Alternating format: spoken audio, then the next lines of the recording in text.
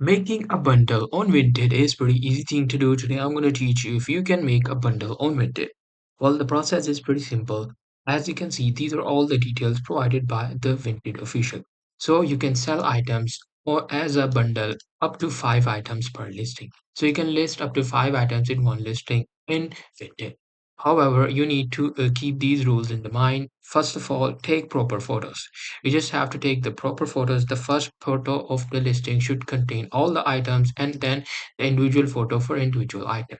Now you just have to add a clear title and detailed descriptions so that the buyer doesn't get confused.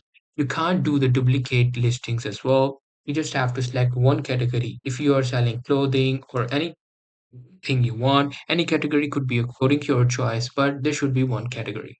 Now you just have to choose the right price as well. You just have to put the right price, don't put it too expensive. And then you have to follow the catalog rules of the Vinted as well. And that's how you'll be able to sell items as a bundle.